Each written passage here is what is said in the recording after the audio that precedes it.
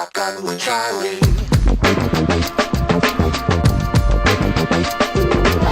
Riding shotgun refers to the practice of sitting next to the driver in a moving vehicle. The term riding shotgun came around after the time of the stagecoach, when somebody used to sit next to the driver holding a shotgun, in case they ran into bandits. My name is Charlie Cook, and I drive a lot.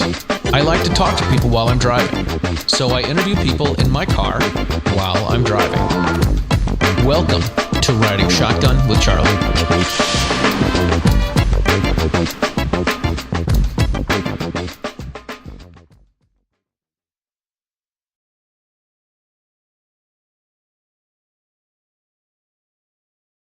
All right, ladies and gentlemen, welcome to this episode of Riding Shotgun with Charlie. Today I have with me none other than Brian Aitken. Dude, it is a pleasure. Thank you so much. We are at the, where are we at? The RTSP range in Randolph, New Jersey, and we're about to head to an event that you have, but we're going to get an opportunity to do some Ride Shotgun and talk about your stuff. Yeah. All right, so let's talk. I know there's some people, and I find it hard to believe, there's some people that don't know what your situation is and what your story was. Yeah, so let's cover that in like 5 minutes. Good, because he's got a book you can buy. Yeah, plug it, thebluetentsky.com. That's where you can read the book. I got to tell you, it's a really good book. I hate to say I just finished reading it about a half hour ago. I just finished reading it about a half hour ago. Okay, what do you think? I thought it was great, man. I thought it was a really good book. A lot of crazy stuff happening. Did it make you angry? It did piss me off quite a bit. I know this is something I said I wanted to work our way into, but this whole thing about people red flagging people that everyone wants to do now, and I get it that if there's somebody that's got a bunch of, go down the checklist of reasons to watch out for somebody. You have none of those. None. And you were nailed to the cross. But Anyway, get the book. I'll roll in. I'll do like a brief overview. So on January 2nd, 2009, I was effectively pulled over, and cops searched my car. It took them like 3 hours. I had 3 lawfully owned, disassembled firearms, handguns, locked and unloaded in the trunk of my car. The reason it took them 3 hours to search my car is because it was packed floor to ceiling with everything that I owned. I was moving from my parents' house in South Jersey to a new apartment in Hoboken, also in New Jersey. Mm-hmm. And I had just moved from Denver, Colorado to New Jersey, had just sold my house. So in theory, from what lawyers have told me, I should have been protected. That move should have been protected, both under the Federal Firearm Owners Protection Act, which has the safe passage provision, which says that you can transport your firearms from one state to another so long as they're legal at the starting state and the final destination. And then state exemptions here in New Jersey have the same thing, where it effectively says possession of a firearm in the absence of a concealed carry permit is illegal. Okay. Unless you meet a number of exemptions. Right. So possession of a firearm, boom, illegal. Unless, you're guilty right out of the gate in New Jersey. What does Evan Nepper call them? Law-abiding citizens? No, not law-abiding criminals? Yeah, pretty much. So then you have to prove your innocence that you meet one of these exemptions, and one of the exemptions is moving from one house to another when you're moving. That's it. Right. That would make sense. So, long story short, they wind up arresting me on illegal possession of firearms that I lawfully owned and had legally... Right, illegal possession of your own property. Yeah, illegal possession of high-capacity magazines, which were standard capacity magazines. They're not like 30-round mags.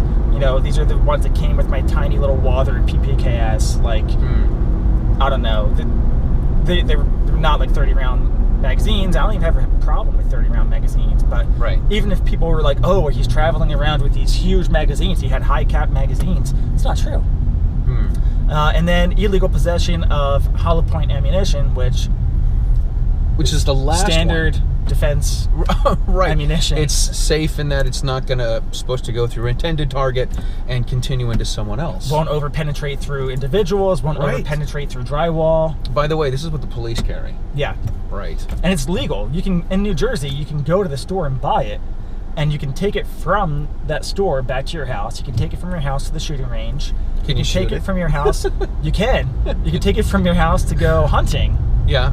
But you can't take it from one house to another when you're moving. So you leave it for the person that bought your home, so they have illegal possession? Exactly. And then How ridiculous is that? And then you're providing ammunition to who knows who. Right. Yeah. So you could be guilty of, if the person that moves into your old house is a felon and a prohibited person, now you're guilty of providing ammunition to a prohibited person. Oh, great. Yeah. So I got charged, I got indicted.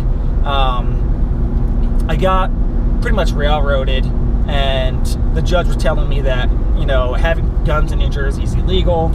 I'm gonna go to jail. And pretty much he's trying to get me not to go through with trial and to accept the plea deal. Right. And this happened 11 times. Wow. 11 times. And you think on that, like, if the state is so confident that they're going to get a prosecution, why even make a plea deal? Sure, right. It makes everybody's lives easier. The state loves for people to plea out. I thought it was interesting that you said if the prosecution wins if there's a plea deal, the prosecution wins if the prosecution wins. Like it seems like everything that happens, the prosecution wins. Yeah. Like, you gotta be kidding me, man. Yeah, well, I mean, so prosecutors generally, even Chris Christie made his career off of having a high conviction record. So they look for that 98% conviction record. They're looking for convictions. It's not about justice, which is what I found in my case. So the prosecutor in my case, we explained, the federal laws and the state laws that protected my right to transport my lawfully owned property, and he didn't care. Neither did the judge. I mean, typically... The judge totally sounded like an a-hole. He is. And 2 weeks after my case Christie ended, Christie kicked him off the bench. Unbelievable. Yeah, a few weeks too late. Yeah. So I turned down 11 plea offers. I say, no, we're taking this to trial. I didn't do anything wrong. I'm not going to plead out. Right. Especially when a different judge in family court, he used the fact that I could own firearms. So he said, just because you're legally allowed to own firearms, I don't believe that if you wanted to get them, that you couldn't get them. And because I don't like guns and I feel like they provide an unsafe environment for children, I'm revoking your custody of your son. Wow. So they took away custody of my son, he was only about 14 months old at the time. And I'm still battling this. I'm still not allowed to see him. When I finished the book, you said it was like, 1,924 days since you've seen your son. I'm like, holy crap. Yeah. No, they effectively, what that judge decided, and I have the video of it. I need to actually get someone to transcript it so we can see the actual words verbatim. But effectively what he said is that gun owners provide an unsafe environment for the children and are unfit to have custody of them. That's what he decided in my case. Wow. Yeah. And I've got no doubt that was, that was him being vengeful. Yeah. In defense of the other judge after I'd already been on national television. Pointing out the hypocrisy. Yeah, I was on Judge Napolitano's show. Yeah. And pointing out the hypocrisy and the ridiculousness of these laws on national television. And as soon as I did that, they were just like, we don't care what the law is. We're gonna railroad this guy. Yeah. And they told me as much. They said, we're gonna make an example out of you. Unbelievable. The ironic thing is that the judge in my case said, told me that Fox News was trying to take advantage of me. So Fox is trying to take advantage of you while they're trying to screw you. Yeah, he's like, take the plea deal. It's a 5-year sentence, but only 1 year mandatory. You get out in 1 year with good behavior. You're a young kid, and I'm thinking to myself, there's no way you would tell your son to take a 5-year plea deal. Just plead guilty to not doing anything wrong. And then who am I to the son that you're not allowing me to see now? Now my son's gonna think, oh, my dad's this criminal. Right. That copped out to some crime. Yeah. Whether or not I did it or not is irrelevant at that point. You got it. Your son doesn't know why you're not there, why you weren't there, and all he hears are stories. Yeah. And the fact that I pled to a felony, and I refused to do that. So I refused to do that. I forced the state to go to trial, and when we went to the trial, we presented an overwhelming amount of evidence to show that I was moving, including the police officers testifying that I just told them that I was moving, including a phone call that I had made to the state police 3 days earlier asking them, hey, how do I move my firearms in the state of New Jersey? I want to make sure that I don't break the law legally. Yeah. Literally 3 days before I was arrested. Unbelievable. And I mean, we tried getting the closing documents from the sale of my house admitted as evidence, but they wouldn't allow it because they couldn't authenticate the closing documents. So they were trying to shut down as much evidence as possible. I couldn't believe that. Yeah. Everything. Eventually, the jury goes to deliberate, and the judge tells them all they're allowed to consider is whether or not I possessed firearms, not if there was a federal or state protection that allowed me to transport firearms, just if I possessed. And if I did, which I already said that I did, it was an affirmative defense. I was saying, yeah, I did, but I was following the law. Right. Then if I did, then they had to find me guilty. Unbelievable. So the jury comes back not once. They came back with 3 questions. Not twice, 3. Yeah. 3 times, and asked the judge, why did we spend all this time talking about the moving exemptions and whether or not Brian was moving, yet you're not allowing us to consider these laws that allow people to move with their lawfully owned firearms. Right. And each time he came back and was like, I'm the law, and I'm telling you as a matter of law that you're not allowed to consider any law, any defense that would protect his right to transport firearms. All you're allowed to consider is whether or not he possessed, and if he did, you must find him guilty. Unbelievable. And they did, and I was sentenced to 7 years in prison for not breaking any law. Ridiculousness, man. Yeah. Completely ridiculous. So let's fast forward through stuff. You did go to jail for a bit. I was sentenced to 7 years, and in New Jersey they adjusted illegal possession of firearms with the passing of the Graves Act from a 4th-degree felony to a 2nd-degree felony, which now makes simply possessing a firearm the equivalent of using a firearm in the commission of a violent crime. Wow. So, as a 2nd-degree felony, it now has a 3-year mandatory minimum before you're eligible for parole. Crap. So any law-abiding gun owner who's just trying to transport their guns, they will use the Graves Act against them, and it's effectively the same as if you went with a firearm and tried to mug somebody in the middle of the street. Wow. That's how they treat it in New Jersey. That's insane. So, sentenced to 7 years. On December 20th, 2010, Governor Christie commuted my sentence, let me out of prison. I spent 4 months in there. I read 42 books in the course of 4 months. I got a lot of reading time in. Wrote a lot of letters. Had a lot of letters written to me. Yeah. We brought a bunch of those letters today to RTSP. Oh my gosh, see them. that's cool. We'll see I haven't shown them publicly to anybody in 9 years. Wow. And and then in 2012, the appellate division overturned the conviction of illegal possession of firearms and the conviction of illegal possession of high-capacity magazines. And in both of those decisions, they determined that it was the judge's error. It wasn't that Brian should have done something. It was the judge should have told the jury about this. Wow. Or the judge should have done this. Right. So if the judge would have done something else, they still would have found you, or they still could have found you guilty. It's possible, but effectively, what the appellate division said is the judge should have told the jury this, and because he didn't, it was capable of producing an unjust result. Wow. Because he was forcing them into making a decision. Unbelievable. And the horrible thing is that they upheld the conviction of illegal possession of hollow point ammunition. Right. From what I understand, it's illegal to possess hollow points in the commission of a crime. It's true. Right? But there were no crimes. So, in New Jersey, and it's horrible, but this is the reason why people like Evan Knapp make such a great living. New Jersey has a horrible patchwork of laws where one law doesn't work in conjunction with the other law. So, in New Jersey, it's legal. There's an exemption that specifically says when you're moving from one house to another, you can move your firearms from one house to another, so long as they're locked and unloaded in the trunk of your car. Sure. And the natural assumption would be that you can bring your ammunition with you when you're moving from one house to another. That would only make sense. And the statutory exemptions for hollow point ammunition read almost identically to how you transport firearms. It says you can take your firearms from the place of purchase to your house, from your house to go hunting, from your house to go to the shooting range and back. Yeah. And with firearms, it says from one house to another when you're moving. But they didn't write that line with hollow point ammunition. So technically, anybody who moves from one house to another and takes their lawfully owned hollow points with them is committing a felony. Unbelievable. It's ridiculous. Dude, that is nuts. So That's we completely nuts. petitioned the New Jersey Supreme Court. They refused to hear the case. Wow. We petitioned SCOTUS, the Supreme Court of the United States, yeah.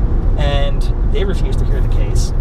Crazy. And I was hoping that one of these courts should be overturn that, so I can have my rights restored. No kidding. And if that, at bare minimum, this needs to get changed so that other people in New Jersey don't get railroaded. Yeah, absolutely.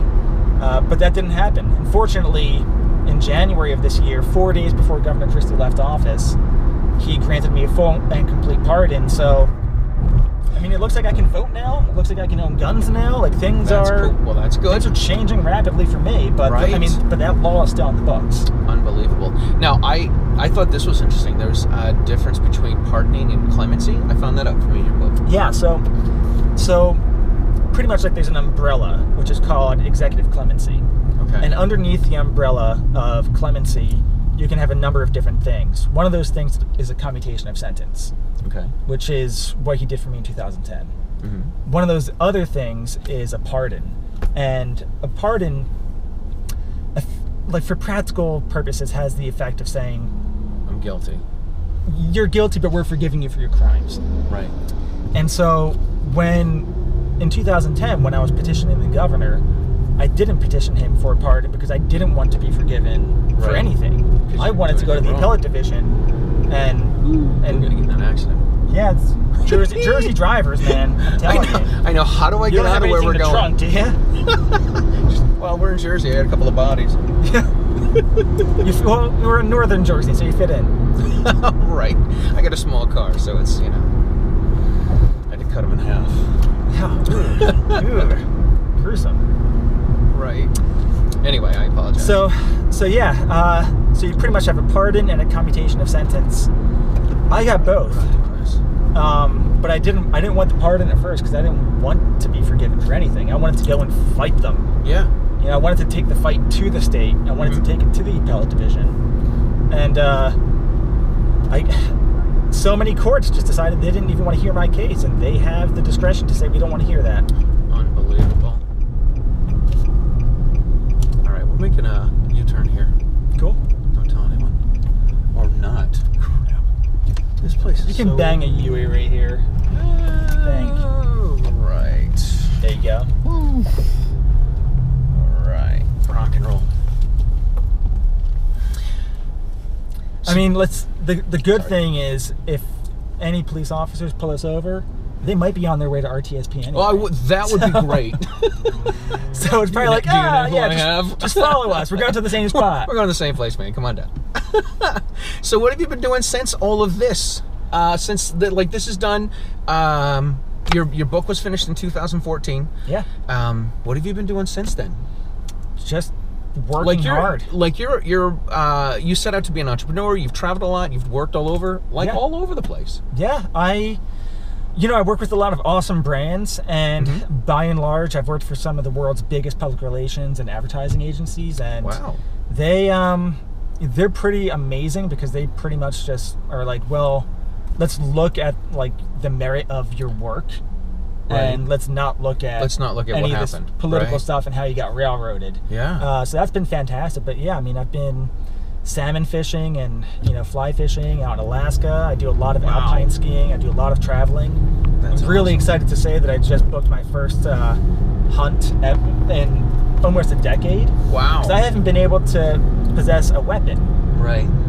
And I had a lot of concern about, well, if I go out bow hunting, are they going to come after me and say that that's a weapon? That's a weapon, right? Because in New Jersey, they consider a slingshot to be a weapon. So Well, I only have aerosol hairspray and a big lighter, so I have the poor man's flamethrower. they might consider that. They may consider that the elements of a weapon. Like, who knows how New Jersey will construe that? It's criminal intent. Exactly. I had to unload my car, so I make videos where I play the trumpet and shoot a gun, and I've had to do a couple of, I call them gun grams. I had to do a couple of emergency gun grams, so I keep, not now obviously, but I keep a trumpet, ammunition, a tripod, and my handgun case in the car all times. I've had a couple of people say, hey, could you do happy birthday for a friend of mine? Sure. When do you need it? We need it by 3. Okay. I get time at lunch. I'll go crank it out. So I had to unload my car of everything. I usually have just to come to New Jersey. Just to come here, I had to, under my seat in the trunk, I had to take up my little tray. I usually have a couple. Even if you just have, a little bit of brass, man. Yeah. If you just have brass, ridiculous. That's enough. That's enough for them to, have probable cause. Probable cause. Yeah. That's insane. So I do want to quickly talk about kind of like what happened to me. Okay, let's hear it. So a lot of people really look at the story and I think they view it in the wrong light. I think it's been presented in the wrong light. Oh my gosh, absolutely. Primarily because people look at me as like a passive victim. Mm-hmm. Like, look how he got railroaded. Like, look what New Jersey did to him. And it was almost as if I had like no autonomy at all. Right. When the reality was, at any point in time, this could have been swept under the rug, like so many other times that they indict law-abiding gun owners. Yeah. Like I could have just taken the plea deal and let it go. I would have been back to work in maybe a year. Mm-hmm. And nobody really would have known. You wouldn't really be able to Google my name, and it wouldn't show up in like 6 million results or whatever. Yeah. But I made an active decision, and I think this is really important because this part of the story isn't necessarily told when you're reading CBS or any of that kind of stuff. Mm-hmm. I made an active decision to resist, to say, this is not right. I'm not going to allow you to turn me into a victim and to refuse 11 plea deals. That's to me, that's the story. That's the story that I want my son to know. Where it wasn't just like, oh, your father was a victim of these horrible gun laws. Kind of, but I didn't really even break any of these gun laws. Right. It was judicial activism. Mm-hmm. So we have these gun laws, and we talk about how horrible it will be when they pass even more to infringe upon the rights of law-abiding gun owners. Yeah. But look at the consequences that we have right now when prosecutors and judges are looking at the law and they're like, well, I guess he didn't technically break him, but we're going to nail him to the cross anyway. And I think a lot of the story, and one of the lessons that I want people to take out of my experience is, it's as much to how you respond to that as anything else. Yeah. It is saying, no, I'm not going to let you do this to me. It is saying, no, I'm not going to take a plea deal. And I get it. I know. It's hard. Like, sure. Everything's on the line at that point. Everything's on the line. You spent more money than you had in all of this. Well, yeah. I spent everything that I had, and you have to hope that you have an honest lawyer. I don't know if you remember in the book, but I had the first lawyer you had, he said $3,500 will be fine. Then he's like, I want out. He was going to represent me through trial. Right. And then he's like, Brian, you're not taking these plea deals. They keep getting you plea deals. Like, you're not cooperating. And I was like, dude, I told you I wasn't going to plea out. Right. And you said you were going to represent me for a flat fee through trial. So what's going on? Mm-hmm. And he dropped me as a client because I refused to take a plea deal. And then that's the reason why I went on Fox News, because I was... What do you do? I mean, I was just left without a lawyer. It's like, at that point, what do you do? That was all the money I had, especially at my age. Sure, I was 24 years old. Mm-hmm. I had to borrow a lot of money anyway. Yeah. And, it's... New Jersey's probably not unique in its corruption. Probably not. It's probably not. I just experienced a whole lot of it. So I correlate. I just automatically go, well, New Jersey's just corrupt. Right. But it's all over. It really is. I mean, you hear people from Chicago talk about how Chicago's been corrupt since, what, 100 that's part years? That's part of its history. Right. Yeah. Being a guy from Massachusetts, Boston's the same way. Boston's the same way. Which pains me because I love Massachusetts. I really do. So much of America's founding comes from Massachusetts. Right. Right? Yeah. Well, we've had an attorney general. Could you imagine how John Adams would feel about Massachusetts right now? Oh my God. Or any of He'd throw his beer in the think about the other people who are they're real Massachusetts people, like Thoreau. Yeah. How would Thoreau feel about Massachusetts right now? Yeah, no kidding. He's like the father of civil disobedience in our country. Yeah. Civil Disobedience is the one book. I was trying to come up with that. That was the one book you said you kept in the. And they said, all right, you're going to leave. You're like, I have a book there. That's the book I need. Yeah, that was it. I thought that was pretty cool. Somebody had sent me Civil Disobedience. I think it was Walden and Civil Disobedience. And I was in the middle of reading Civil Disobedience when they pulled me off of my cell block, but they wouldn't tell me why. And they just told me that I had to go into solitary. And Yeah, that's not encouraging. I was like, my initial reaction is somebody's trying to kill me. Yeah. Because they said they had to move me into solitary for my protection. Right. You went from one jail to another jail, and the jail you were at was all the pedophiles? Right? Yeah. All those guys? Yeah, there were a lot of pedophiles, rapists, murderers. Right. You're a good-looking guy. Yeah. Well, luckily it wasn't like that. Fortunately, there definitely was that kind of environment. Sure. But a lot of these guys were really close to getting out of prison. Right. So They didn't want to mess things up. I think in hindsight, I do a good job of like blocking out how horrible it was, because I don't really think about it. Dude, I thought it was great that you had someone set you up with earplugs. What? That's Yeah. crazy. People are bringing in cigarettes. People are bringing in files. You're getting earplugs. I was just like, I need to block this noise out. These people are crazy, and I've got to read my Wall Street Journal. Right, right. It was, yeah, man, it was crazy. But I was lucky that this one guy, Dave, yeah, he's like, hey, I got to hook up. I'm going to get you some earplugs. It's going to keep you sane when you're in here. Because it wasn't like I was in one cell. Right. I was on a tier with like 40 other guys. There was no Yeah, you said it was like walls. a dorm story. Yeah, it was like a huge dorm. Yeah, it was like a huge dorm.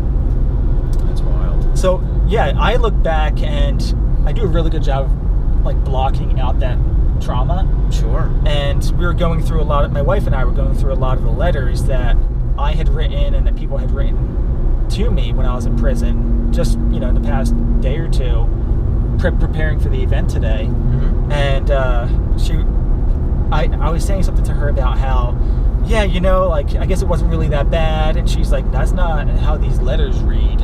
Like, these letters read like it was horrible. Yeah. And, in retrospect, I look at it and I'm like, well, no, like, I lost 20 pounds in 4 months. That was great. Right. Like, I got a nice physique. Right. I got Working to read out, 42 books. Playing the harmonica. This is great. Yeah, I got to do a lot of correspondence, and people were sending a lot of emails and text messages, and I got to do handwritten correspondence. You got time to do all this stuff. Yeah, it's amazing what your mind how far just for self-preservation, like your mind will just block these horrible experiences out. Right. Crazy, man. So where do we go from here? Physically, where do we go? No, with conversational. With conversation. Well, so I thought this was kind of interesting. You weren't much of a gun guy, but you became a huge cause in the gun community. I thought it was interesting. You're like, yeah, I had a couple guns. I went shooting a couple times a year. That was it. That was it. And I was never like a hardcore Second Amendment guy. Right. It was always just like, this is one of our rights, and I've got 3 guns. Like, I didn't even have a membership to the NRA. My grandfather had a lifetime membership. Yeah. He was a designated marksman back in World War II. Oh, cool. My uncle was the head firearms instructor for the Philadelphia Police Academy. Cool. So, like, we definitely had it in our family. Right. But really, it was just like my dad and I, like, once or twice a year would go to a shooting range in South Jersey together.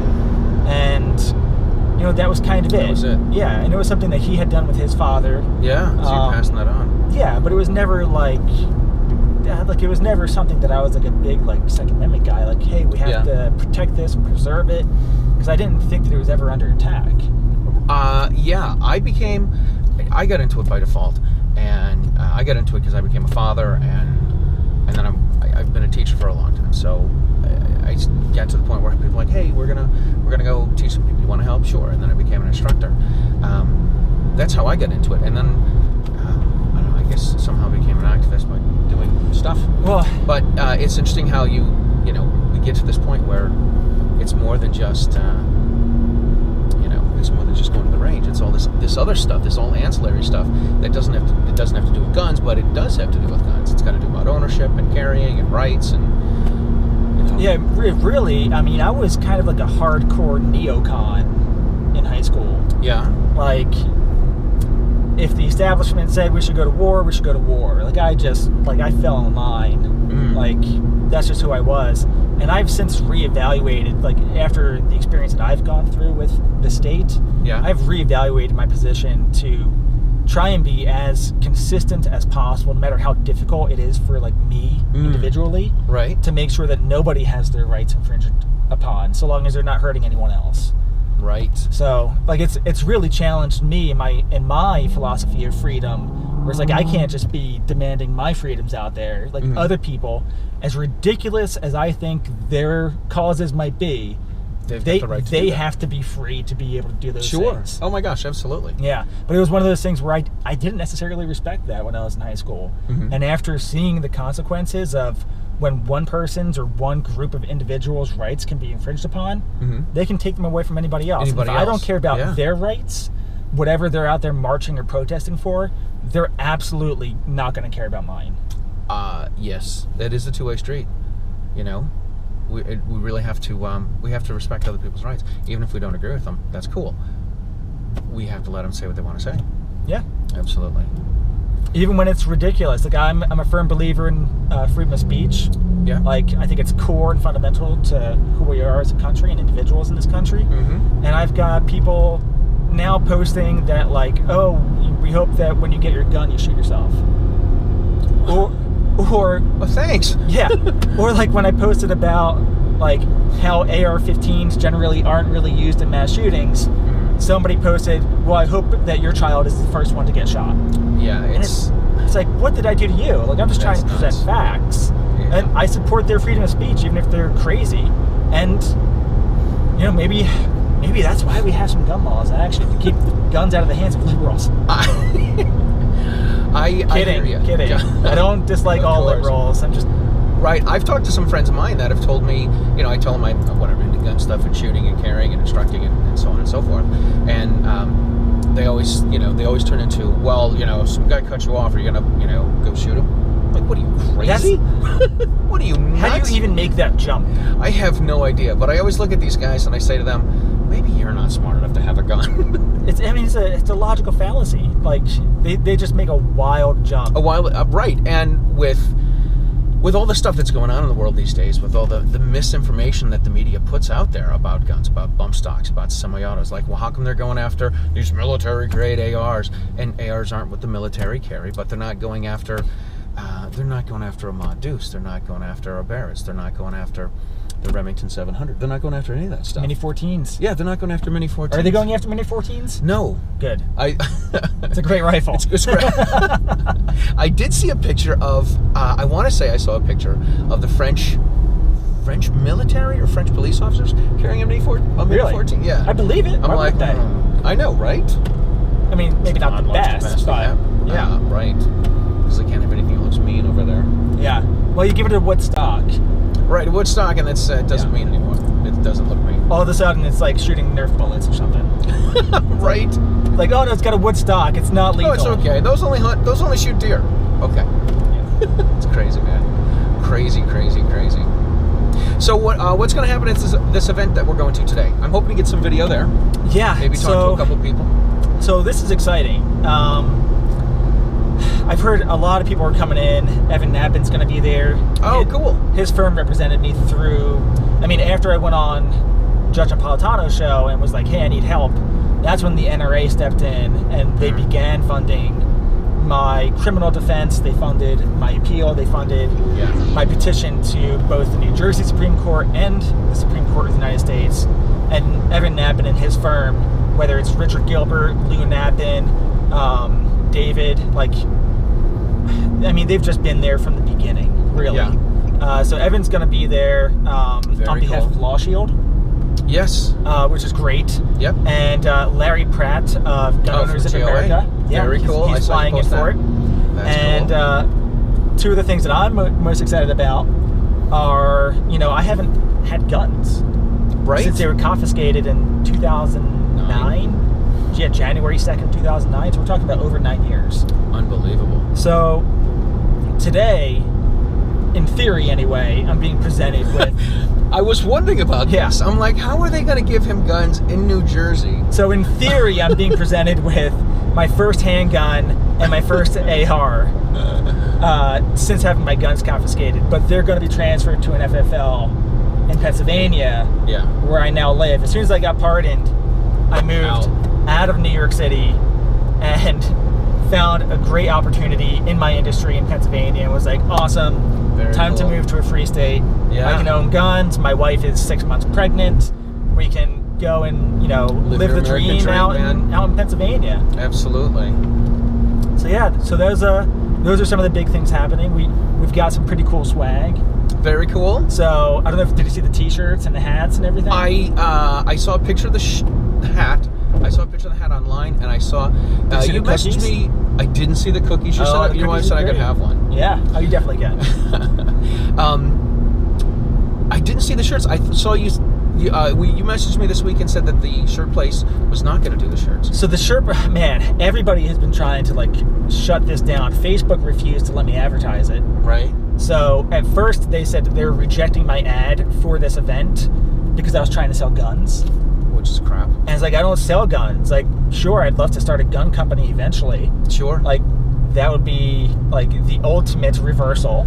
To go from New Jersey trying to railroad me to getting pardoned and starting my own gun company. I'd love to do that. Right. But I was like, hey, listen, I don't sell guns or ammunition or anything. I don't do that. And they took 80 hours to review that. 80 hours? 80. Typically, ads are approved within 15 minutes. Right. They took 80 hours to deny my promotion of this event, which is a pardon celebration. Right. I'm getting people together to, hang out and celebrate that you're celebrate my freedom and eat some gun shaped cookies. Yeah. By the way, totally unrelated. Did we miss the U-turn? I have no idea. Crap. All right. I don't know New Jersey that well. All right. Possible. Okay. Well, then that's two of us. I think this is familiar. That is familiar. I think it might be up here. This does not look familiar to me, man. No. That's all right. I got it. You got it? Yeah, of course. All right. Cool. Wait up. You should probably handle this. Yeah. Uh-oh. Just hit click. I think we're gonna have to do a U-turn. This does not look familiar. We're 2.3 miles away. 4 minutes. Which way? It looks like. Just hit the blue button. It'll tell us what we need to do. Oh, it's right behind us. Oh, great. All right, how do we make turns here in New Jersey? Because it looks like we can't make any U-turns anywhere. Let's see. It's got us going forward. Okay. Yeah, we'll figure it out. All right, here's a stoplight, but we can't make any left turns or U-turns. Well, they need a reason to be able to pull you over. Right. So we're going to do another one of these things that we did before. Wait, is there a stoplight there? No, there's a stoplight. No left turn, here. no U-turn. You can probably. Right. Is this all turns here? I don't know. We're going to do this. Hang in there. This is some great Massachusetts driving skills right here, baby. Okay, there's no left turn there. Because we're cutting it closer than I wanted to. So how do I do this? Is it actually going? Let's just do this. Preview. There we go. Yeah, literally right there. Freaking ridiculous. I gotta tell you, the GPS is kind of handy. I used to have what I call the CPS, the Charlie Positioning System. Woo! Here's the Charlie Positioning System. Bang! It works. UE. Okay, rock and roll. Let's see what the phone says here. All right, what do we do? Preview directions. Start. Head west on US 46 west toward New Jersey right. 10 You west. keep an eye Then on use this. any lane to Got turn it. left onto New Jersey 10 east. See, this is the fun part of getting all this video. It's logistics, man. It is. These things don't just happen on their own. They don't. You need GPS. I know. I was, of course, I'm driving here. I'm like, all right, so GPS is tracking me. Who else is tracking me? Mark Zuckerberg? Have you downloaded your Google Maps?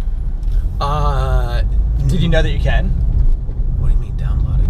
You can. On my phone? You can so you can download everywhere that you've been, even if you're not running maps.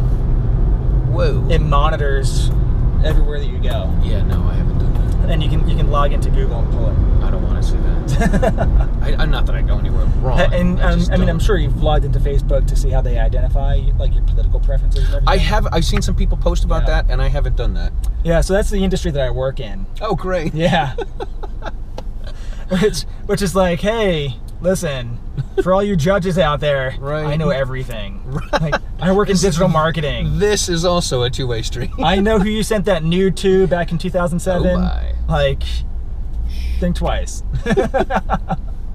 Okay, maybe I don't, but Zuck does for sure. Zuck does. That should be a thing, man. Hashtag that. Zuck does. You know who does this? Zuck does. It will be, man. Man, that whole Facebook thing's getting crazy. It's getting a lot of crazy. Especially like they wouldn't allow me to advertise. Yeah, that's what we were talking the about. event because they were saying I was trying to sell guns. Yeah. And then they took another 40 hours to review it, and they denied it again, saying that the image that I used to promote the event showed like something like gratuitous violence. The image, if you haven't seen the image, it's you holding a picture of me. You can't even tell that I'm holding a rifle. Right. You see the butt of the rifle. I'm wearing a velvet blazer, smiling at SHOT Show. Right. Like, there's no explosions, there's no murder, there's no blood, there's nothing. And so they denied it because of like excessive violence. But I saw an ad for some movie that came up, and there was a lot of not only excessive violence but a lot of gratuitous violence. Yeah. You know, on an ad, but that's okay. And that's fine. But the picture of you holding a rifle. Facebook has to protect all of the people in America. Right. Well, I mean, even like think about the people that I'm targeting with that ad. I'm not targeting snowflakes. I'm targeting people that follow the NRA. Right. That follow Gun Owners of America. That they're gun folk. That are RTSP fans. Yeah. Like, I think they're going to be okay with seeing the butt of a rifle. So yeah, there was that, and now Snapchat. So my wife wanted to make some really cool filters for the event. Oh right, she was showing me one of these. And something may have gotten through, but a reticle would not. So we made a logo because I do actually. I'm not kidding. I do really want to start a custom gun company. So we created a logo. The company's Aitken Custom, and the logo is a reticle with the A and the C. Oh, that's cool. And they said that the reticle was like against their policy. So even though it's like a logo, they're like, that's violent, and we can't. It's like it's not even gun shaped. Like, unbelievable. Yeah, so that got rejected. It couldn't be a Snapchat filter. So it's not just Facebook, guys. Right. It's not just Amazon. It's not just Google. Like, it's all over. Yeah, it's endemic. Crazy, man. Crazy. All right, well, listen, we're going to wrap things up here because we're almost where we need to be, and you're going to have to get out and go be like a cool rock star for a bit. Yeah, just for a little bit. Shoot some guns, eat some cookies. That sounds like a plan. that is a full day right there. What are you doing? We're shooting some guns, eating some cookies, hanging out. Yeah. Awesome, Brian. I can't thank you enough for being on this. This for me to reach out to you was I don't want to say it was ridiculous, but you came up on my Facebook feed as somebody I might know, and so I'm like, all right, I'm gonna friend request him. Yeah. And you said yes. I'm like, of course. All right, cool. I'm gonna let him know when I do. I said I interview people in the car. You're like, great. When do you want to do this? Dude, I'd love it. I'm like, I'm all about that hustle, man. I love it so much. It was I heard from you within an hour, and I'm like, oh my god, Brian, I just wrote back. That's ridiculous. Like, right, and I'm like, how? Like, he wants me to come down to New Jersey to hang out, and like we hang out at this event, and I'm like, ooh. Why wouldn't you? We're gonna shoot guns and eat freedom cookies. I have a chocolate mold for a revolver and for a semi-auto handgun and an AR and an AK. And at Christmas time, I made some cookies. I made some chocolate, melted melted chocolate. You didn't bring them into school, did you? I didn't bring them to school, but I did give them. I did bring them to a New Year's Eve party that we went to. Right? And I gave some to my son to take to his girlfriends. He's like, Dad, I don't know if I should take this to my girlfriends. I'm like, yeah, it'll be fine. Don't worry about it. He's like, I left them in the car. I know, man. It's dodgy. It's dodgy. I know, right? I was worried there were a lot of cookie companies that were going to say no to me. Because I didn't make the gun-shaped cookies. No? We went to a company. Oh, wow. They were awesome. Shout out to Brooklyn Cookie Company. All right, there we go. For being awesome, upstanding people. And not turning down, an awesome opportunity just because you may or may not agree with someone's rights. Like, it's this is the thing. It's still a business. So they still, the cookies you want are shaped like guns. Yeah. Okay. They make cookies, make them shaped like guns. But they make them for everyone else too. They make them for like Adidas and all these like huge brands that cool. May or may not want to be associated with guns. But that team out they're awesome. They're good people. Very cool. Unlike the t-shirt company that wouldn't make t-shirts. Right, they wouldn't make a t-shirt. Unbelievable. In a quarter mile, your destination will be on the right. Nice. All right, there we go. Cool. Yeah, we need to keep that on to make sure we make it. Yeah, no, I'm 'Cause gonna. it doesn't seem I'm like putting we the can do GPS U-turns. down now. Yeah, now I'm that's just cool. gonna be like, Focus on where we're this looking is for where the we're headed. the RTSP sign. So you haven't been there before? I haven't. I got here. I set everything up. I hung out in the car. Can I tell you for a second about how crazy gun ranges have gotten since I was last allowed to go to one? Right. It's like Disney World. It's some of them are pretty cool, aren't they? They've got the computer one where you do like different scenarios and Oh yeah, the targets change, and that's it's cool. like, I used to just shoot at like flat targets. Right, you're shooting at paper plates. Yeah, and just pizza static. boxes. Yeah, just static paper. I mean, if we were really having a fun, we'd fill some soda cans with some lighter fluid. Out in the Poconos, take a little 22. Nice. In 800 feet, your destination. Nice. Right. Yeah, but I mean, since then we've got Tannerite. Yeah, Tannerite's old news now. right. It's like Tannerite has come and gone since I was allowed to shoot guns. Your Wow. destination is on the right. All right, here we go. We are pulling into the range. All right, so anyway, Brian, thank you so much. This has been a pleasure and a privilege, and I can't thank you enough. Look at all the stuff that we have going on here. I Food hope this truck, guy- everything. Yeah. I know. Has he got hot dogs or sausages or something? I hope he's got hot. My wife is 6 months pregnant, and she's just like, if he has hot dogs, I'm getting 12. She's getting a dozen. Awesome. Listen, man, thank you so much. This has been Absolutely. a pleasure. Thank you very much. You guys, check out Brian Aitken stuff. We're going to put some links and some information on here. We will talk to you guys soon. Thanks a lot, Awesome. man. Thank you, I'll guys. see inside. Whoops. We out of here. There's a catch. All right. Cool. Thank you. Thanks for watching, listening, and subscribing to Riding Shotgun with Charlie. Check out all the other great shows on the Self-Defense Radio Network. All of your pro-freedom podcasts in one place. You can find them at selfdefenseradio.net.